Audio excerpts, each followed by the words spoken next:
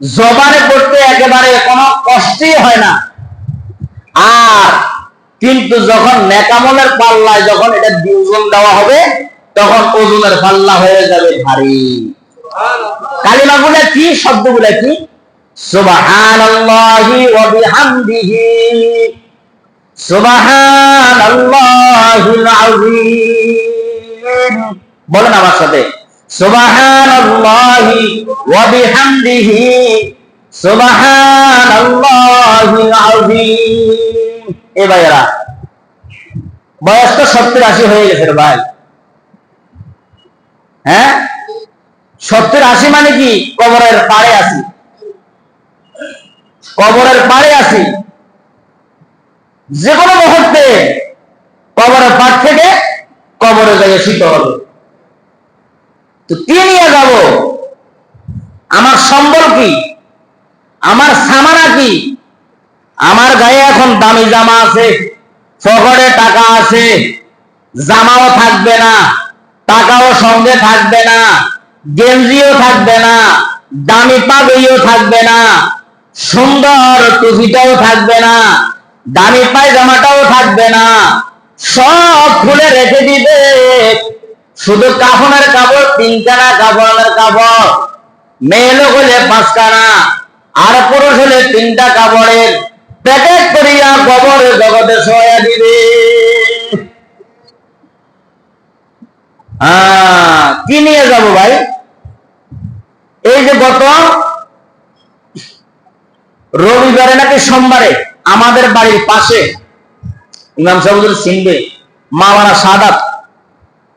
শাহাদাত আশরাফুল উলুম মাদ্রাসার মহকুম স্যার, আমাদের সিনিয়র 1 বছর, ওনার ছোট ভাই এক মাদ্রাসার শিক্ষক মাওলানা নিজামউদ্দিন, আমাদের নোয়াখালী সেনবাগ সদর ভাইয়া, নোয়াখালী জামিয়া মোহাম্মদিয়া মাদ্রাসার শিক্ষক। এক মসজিদে আমি ঢাকা যখন আসি, আমার মসজিদ তাকে দিয়ে আসছিলাম জুমা পড়ানোর জন্য। আমি যেখানে জুমা পড়াইতাম, সংঘস্থা মসজিদ, ওই ঢাকাতে চলে আসার পরে তাকে জুমা দিয়েছিলাম। বললাম যে নিজাম, তুমি ভাইয়া জুমাটা পড়াও। ভাইয়া আর আসার সুযোগ নাই, ঢাকাতে জুমা হয়েছে, আমি আর ওখানে যাইতে পারবো না। পুরো জুমা দিয়েছি 2003 সালে, প্রায় এখানে 10 সাল পর্যন্ত পড়াইছে। পরে আরেক জায়গায় জুমা নিছে। হে আবার মধুর ব্যবসা করতেন, এক মাদ্রাসায় পড়াইতেন, মধুর ব্যবসা করতেন। কোথায় কোথায় মধু আছে এগুলো সংগ্রহ করতেন। যেখানে মসজিদ ইমামতি করতো ওটাকে বড় বাড়ি বলা হয়। মধু গাছে উঠছে মধু খাওয়ার জন্য।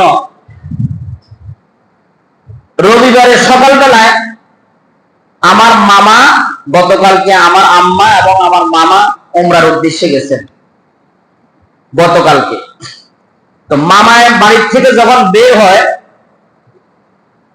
ও কোথায় রওনা দিছে ওই নিজাম সাহেব, তখন দেখে বলতেছে, মামা কোথায় যাচ্ছেন আপনি? খেতা বালিশ দেখলাম ব্যাগ নিয়ে, কোথায় যাচ্ছেন? মামা তো বৃহস্পতিবারে উমরার উদ্দেশ্যে যাবো। এই কথা বলার পরে উনি টেবিল থেকে দাঁড়ায় গেছে। তো মামা, আমার জন্য আপনি বাইতুল্লাহর সামনে একটু দোয়া করবেন, বাইতুল্লাহর সামনে আপনি আমার জন্য একটু দোয়া করবেন। সকালে 8টার ঘটনা এটা, 8টায় এই ঘটনা, ওনার সাথে সাক্ষাৎ।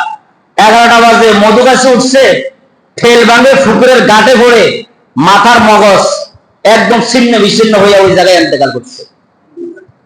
ওই জায়গায় ইন্তেকাল করছে ছোট ভাই। আচ্ছা, সে কি জানতো যে সে মধু ফাটতে যাবে, গাছে উঠবে, ওখানে ঠেল ভাঙি সে পড়ে মারা যাবে? এটা যদি তার জানা থাকতো তাহলে সে ঘর থেকে বের হইতো ভাই। আমি এখন এই যে এখন 10টায় বাসার থেকে বের হয়েছি, পিজি হাসপাতালে একটু আগে অটোরিক্সা এবং হুন্ডায় মর্মান্তিক হয়েছে ঘটনা। রক্তে রক্তাক্ত হয়েছে। যেভাবে রক্ত দেখলাম আমার মনে হয় লোক বাঁচি আছে কিনা জানা। সে তো কোথাও না কোথায় রওনা দিছে যাবে। সে যদি জানতো যে অমুক জায়গায় অমুক স্থানে আমার অ্যাক্সিডেন্ট হবে, আমি দুনিয়া থেকে বিদায় হয়ে যাব, তাহলে সে কি ঘর থেকে বের হইতো? সে জানে না কোন সময় কার কি হয়ে যায়, কার মৃত্যু। ইন্নাল্লাহা আলিমুন খাবীর, সেটার খবর একমাত্র কে জানে? আল্লাহ জানে। আপনিও ভাই জানেন না, আমিও জানি না। আপনি এখন ভালো আছি, একটু বলে যে অসুস্থ হয়ে যাব, আমি এখন আছি জীবিত, একটু বলে যে মৃত্যু হবে না, এটার কোনো গ্যারান্টি আছে ভাই? গ্যারান্টি নেই। তা আবু যর গফারি রাদিয়াল্লাহু তাআলা আনহু সব সময় নিজেকে নিজে ছোট মনে করতেন, আর সূরা ইখলাস বেশি বেশি করে পড়তেন, মৃত্যুর কথা বেশি বেশি স্মরণ করতেন। এই জন্য আবু যর গফারি রাদিয়াল্লাহু তাআলা আনহুর কথা আকাশের ফেরেশতারা পর্যন্ত তার ব্যাপারে মুযাকারা করে, আলোচনা করে।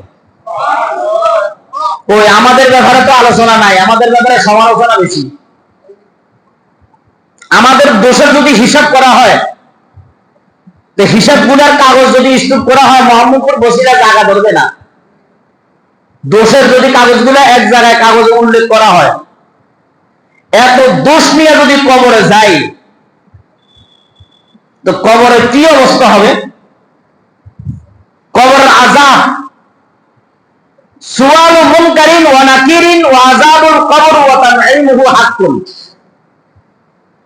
শরহে আকায়েদ নাসবি একটা কিতাব আছে, এই কিতাবের ইবারতের মধ্যে লেখা আছে সুআলু মুনকারিন ওয়া নাকিরিন ওয়া আযাবুল কবর হাক্কুন ওয়া আযাবুল কবরি হাক্কুন। ওই কবরের সুয়াল জবাব, মুনকার নাকিরের সুয়াল জবাব প্রশ্ন, এবং কবর আযাব এটা সত্য। কবর আযাব কি সত্য? এটা কি আমাদের বিশ্বাস হয়? যারা মুসলমান তারা তো অবশ্যই বিশ্বাস করতে হবে। তাহলে কবর আযাব কত ভয়ঙ্কর। ফুলসেরাত পাড়ি দিতে হবে, ফুলসেরাতের নিচে হলো জাহান্নাম। মিজানের পাল্লার মধ্যে নেকি পাল্লা ওজন করা হবে।